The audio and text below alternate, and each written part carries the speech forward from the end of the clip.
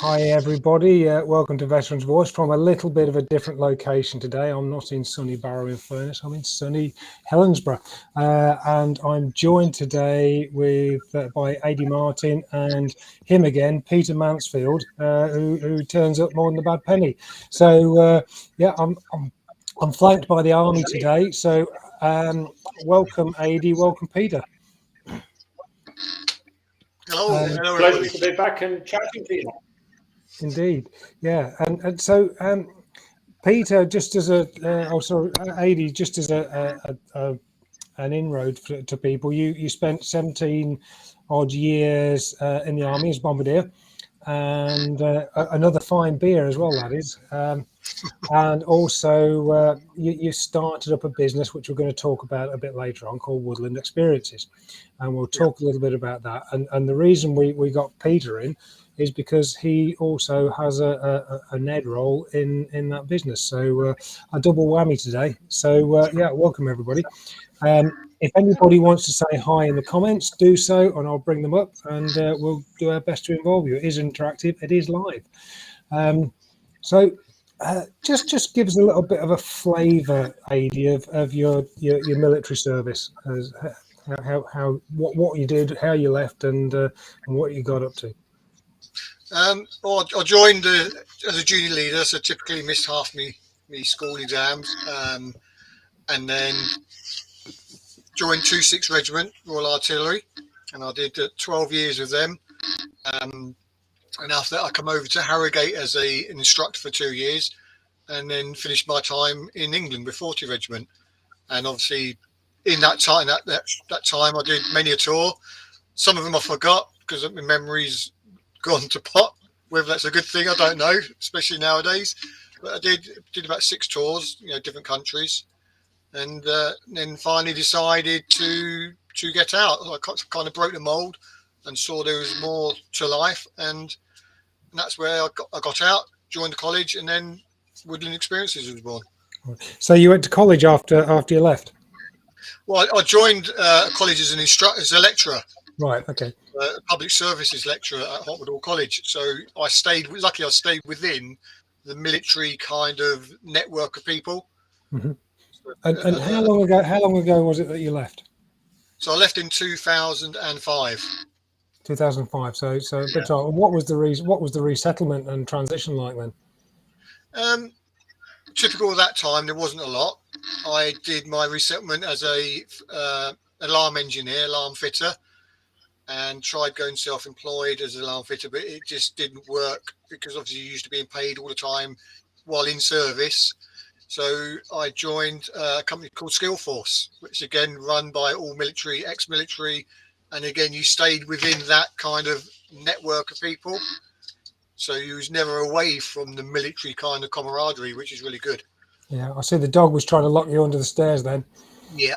Yeah. So how just out of interest, how did you and Peter meet up? We both served in Germany. Right. And after that, obviously, things happen. You go your ways. I went to England after Harrogate, so I left Germany. Obviously, Peter stayed and went to wherever. I don't know at that stage. And then we met up through a Forces charitable Mission Motorsport. And obviously, Peter doing his car thing as he does, it brought us back together again. Yeah. Well, I turned up again, to Peter, do this. Can you hear me? Okay. I turned up on Anglesey a few years ago to do the Race of Remembrance, this 12-hour endurance that they Mission Motorsport organised. It's a flat event and gets quite a bit of coverage in the motoring press for it. And they had this huge marquee. It's actually known as, what do they call it? The Big FO official name for in the Mission Motorsport. Is that for flipping obvious? It is, yeah. And we were both in it. They were doing a safety briefing or something about all the events, and one of the drivers and the team and everything were there. And across this marquee, there was our eyes met across the marquee, and I'm sitting thinking, I soft know music. him. Yeah, music, soft focus, stars sort of appear to the horizon, that sort of thing. And at the end of the phenomenally dull safe briefing, I wandered over and we wandered up, and I said, "Look, really sorry, I know you from somewhere, but I can't remember where." And we did have a sort of bit of a run through regiments, didn't we? And then we said, "Oh yeah, we were both in 17 Battery, 2-6 Regiment." And 17 Battery was my first battery. So I had come out of Sandhurst. I was the brand new, shiny, highly incompetent young officer. And Adi was fairly matured Lance Bombardier in the city. I hastened to He told you what to do, sir. Yeah, I hastened to add that Adi was in the OPs, where they really didn't do an awful lot. They just sat on hillsides, under umbrellas and things like that. Where us, the proper soldiering, was down in the gun line with heavy pieces of equipment and firing big bits of steel all over the place, where men were men and small animals were very scared. Not surprised. Yeah. Just before we move on, let's just say a quick hello to a couple of people. Terry Nelson, all the way from South Texas. Now, I'm presuming that you are a contact of Delana, who's a friend of the show and also of the other show we do, Peter. And yes. We've also got Chris Kirk, and we have Richard Wade, who usually joins us from a pub somewhere. And so I think he's there. So welcome so far, everybody. But do join in and fire some comments in. So, what made you decide to set up Woodland Experiences? Basically, while I was at the college running the residential for the students on the public service courses, we immersed them in the woodland by dumping them in the middle of the woods. And they literally had a fend for themselves, proper wild camping style. They've been taught all year, forgot probably whatever they've been taught, and they had to suddenly learn and remember everything they've been taught.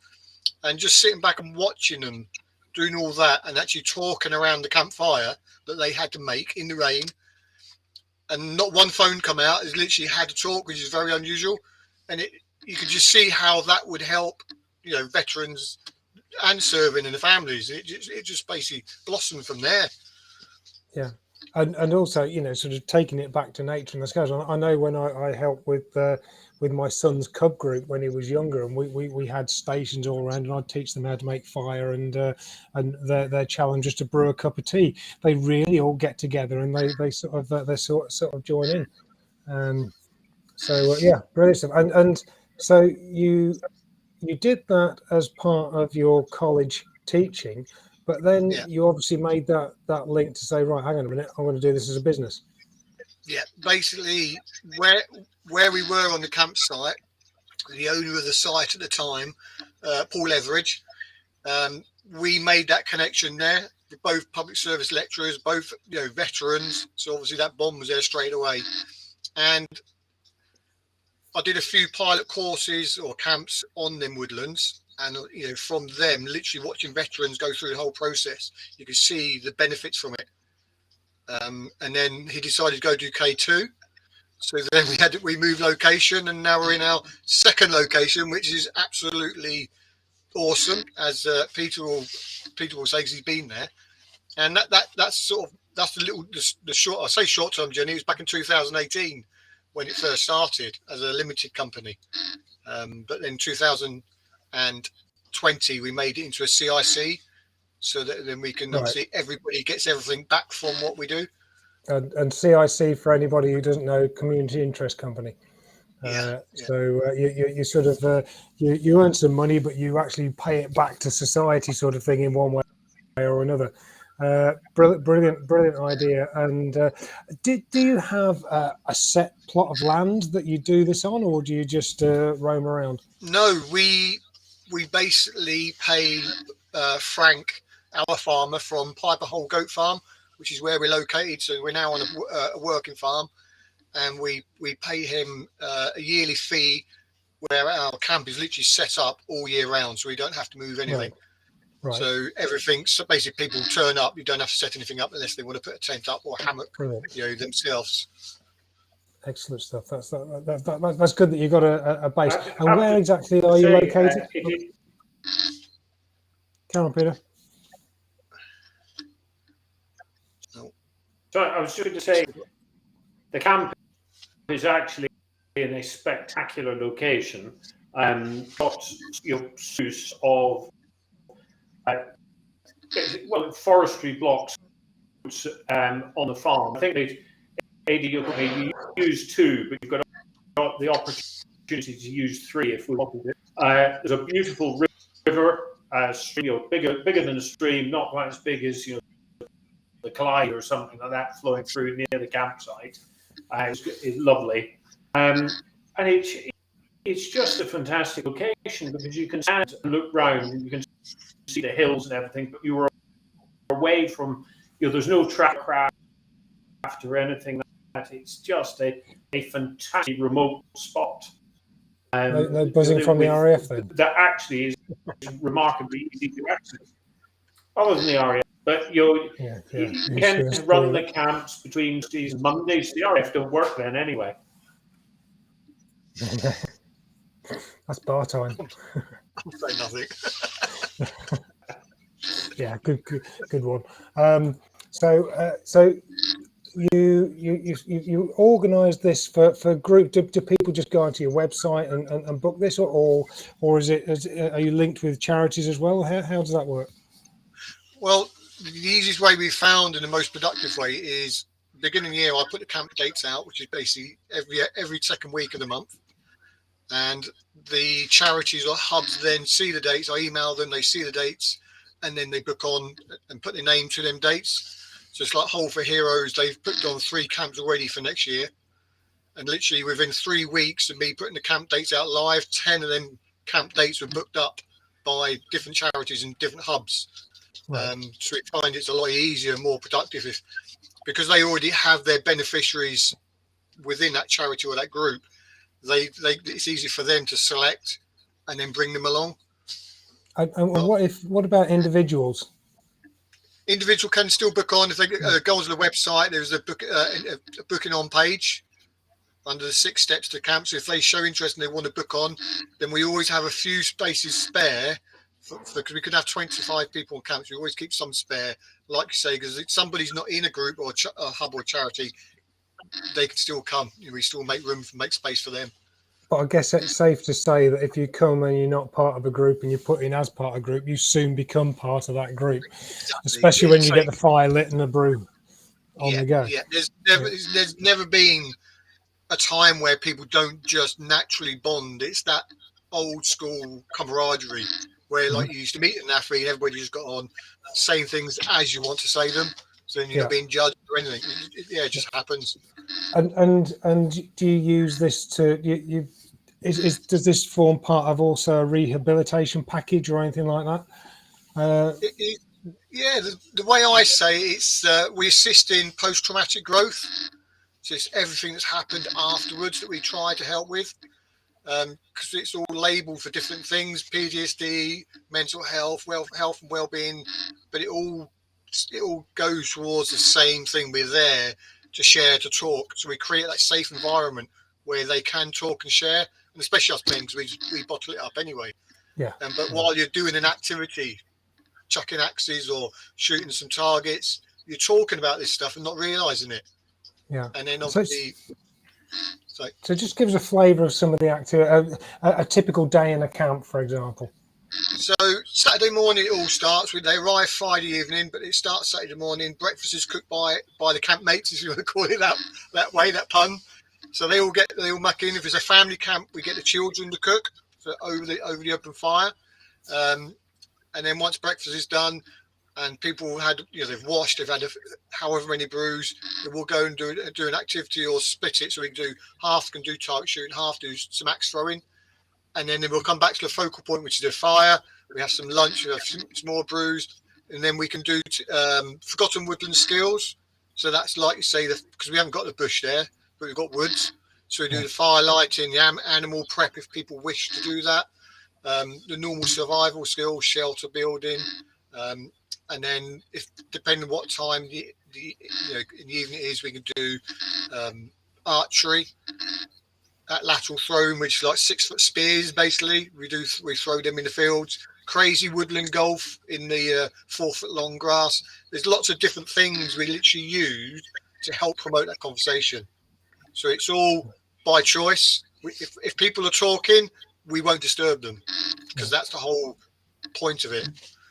And you made a really important point there, and we'll just clarify it. You said the children cook. So this isn't just open to people who have served, it's open to their families, children. Yes. You can come as families, you can come as a group, because PTSD and any sort of stress of some kind, it's a family issue. It's not just within the person, it's just the blokes that bottle it up. And a lot of time we had the Forces Wives Challenge group on there as well. So we had the wives and partners of serving and veterans, and like I say, they're just as affected, from the partners. They have to put up with a lot, while the serving person's away, that we don't know while we're away what they're having to put up with the family. So, it's for everybody. Yeah. And how did you get involved, Peter? Well, after this romantic encounter and then on Anglesey with Adi, we kept sort of bumping into each other at various other events, and then I've always had a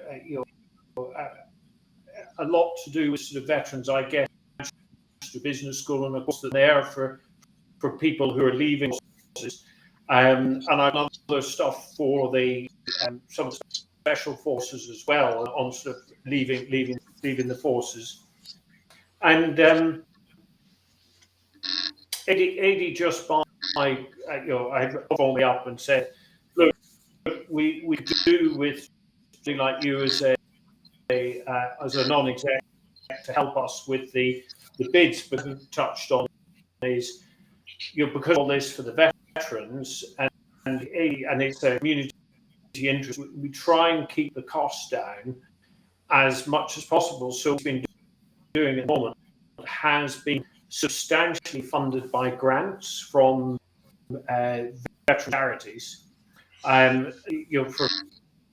veterans, it costs down, but we have so that's Adi approached me then to sort of have an independent non-exec sitting on the board of the company that gives it a bit more gravitas and compliance, if you like, when they're going through the sort of bid process.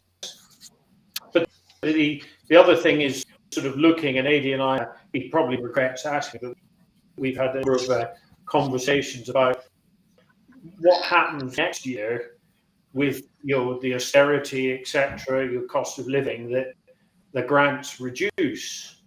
How are we going to keep the courses running? So one of the things we're looking at for 2023 is to try and run 1 or 2 courses for businesses, corporate bodies that would pay a market rate for doing one of these courses.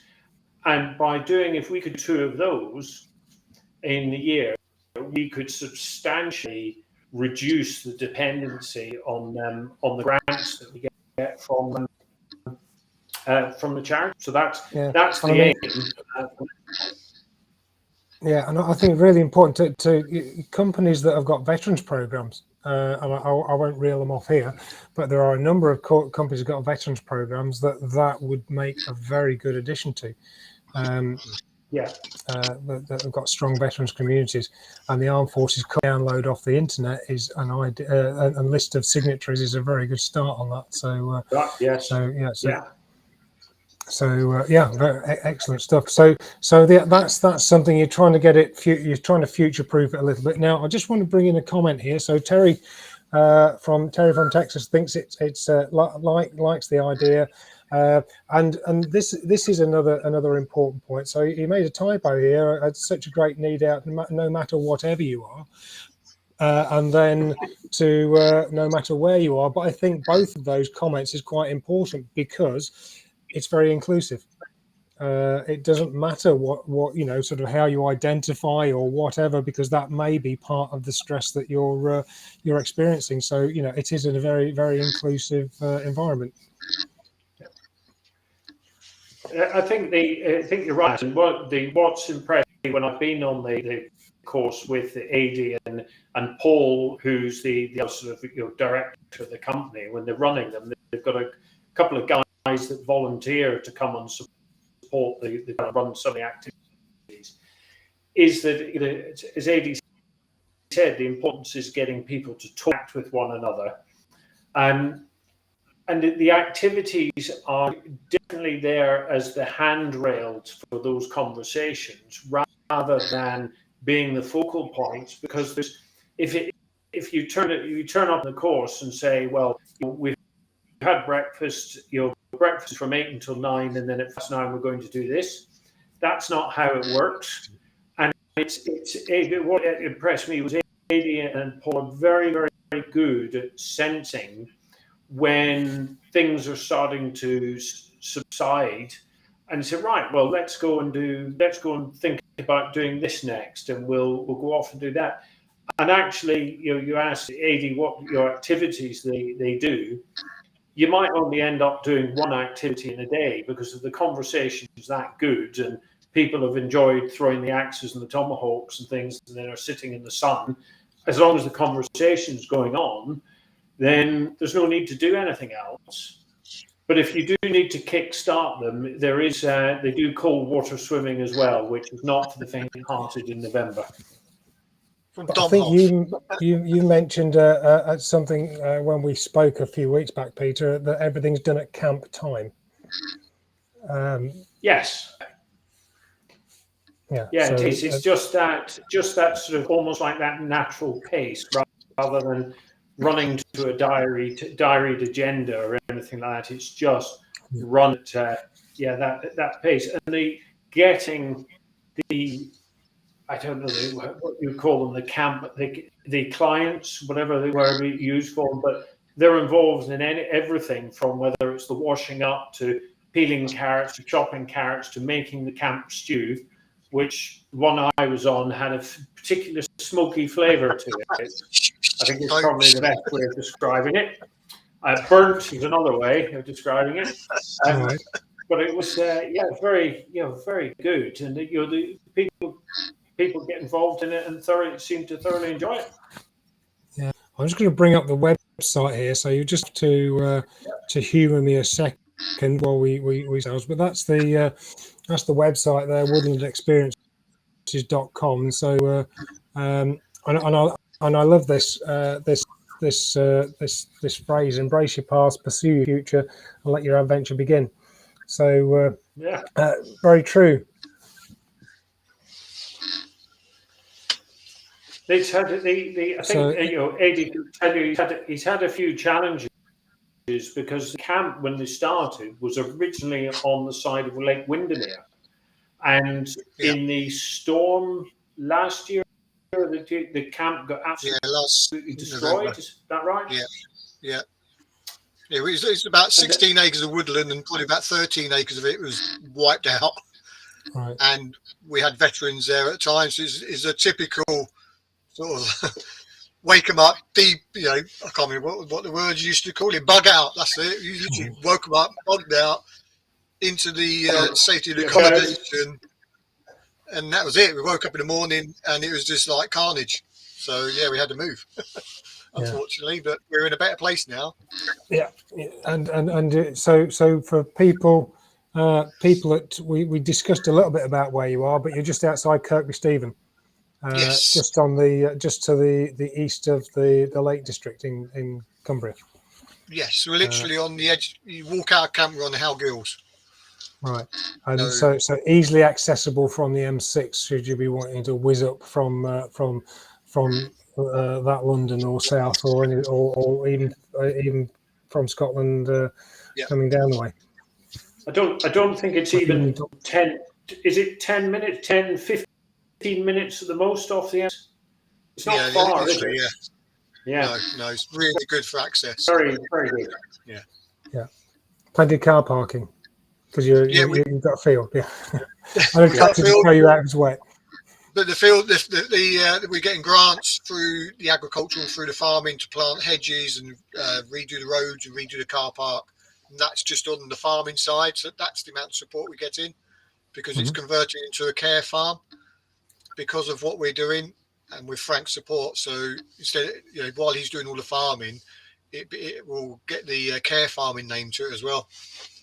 And you mentioned before we went live that you're starting a course next year that's almost like a farming experience course. Yes, not a petting zoo, but actually doing it properly. Literally, yeah. It's the Woodland Experience is veteran farming experience, where veterans can come along for 2 to 4 days, up to 4 veterans at a time, twice a month, and they literally live and work on the farm under Frank, one of our volunteers' guidance.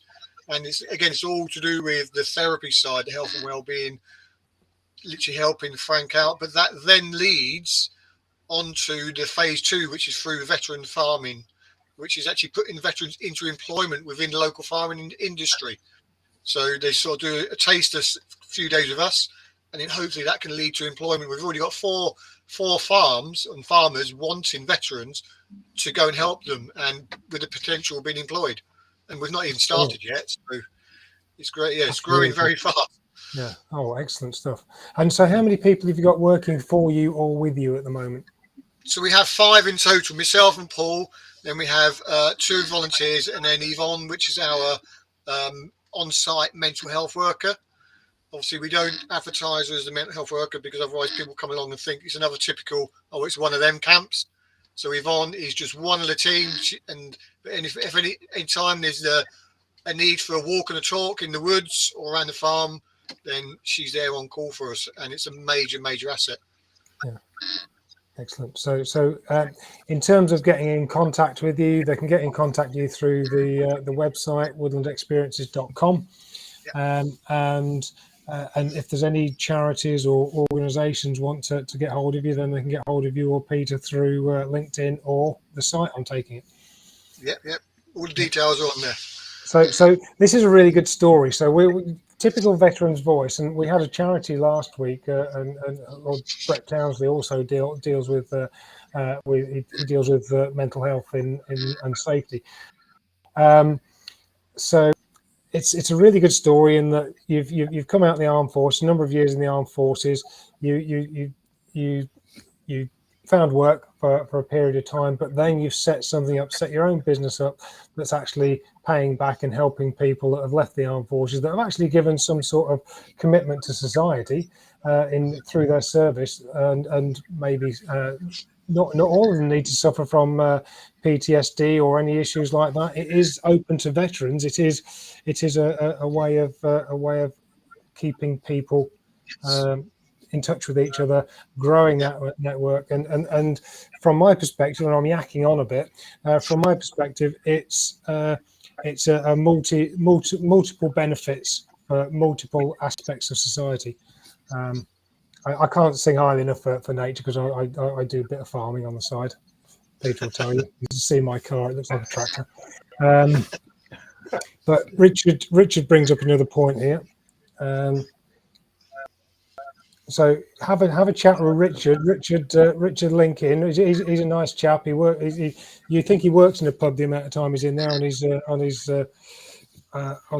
work. But yeah, have a chat with Richard. I'll write his name down. I'll connect you two after. Oh, okay. So before we go, and we've rapidly hit half an hour. It goes really quickly, but it's been a brilliant little session. If you had a message to give to veterans, what would that message be, Heidi? I wrote this down. I don't know if it's relevant, but to be proud of who you are and what you're worth to society. Because a lot of time people come out and don't think they're worth anything, because they've left that, the society they've been into. But because many won't know what you've done or seen and won't understand at first. But your skills and knowledge is what makes you you. So make sure you sell yourself, and because there's so many skills and so many benefits you have to what's out there, and don't underestimate yourself. Brilliant. Yeah, absolutely. That's a superb message. Anything? Any parting words from you, Peter? Nice shirt. Yeah. Only really if businesses out there would sign up for a course next year, and it would all count towards your corporate responsibility because you're supporting the charity in doing so. Yeah. Indeed, there you go. Superb. So yeah, there's a lot of avenues for this, and I wish you every success. So it just leaves me to thank Adi Martin and Peter Mansfield for bringing this to our attention, and I'll give you the recording of this when we've finished, and feel free to stick it on your website. So if anybody wants to look at it again, then do it. So it just leaves me to say thank you very much, guys, and Thank you. see you next time. Thank you very much. Cheers. Thank you. Cheers. Bye. Thanks, Matt. Thank you.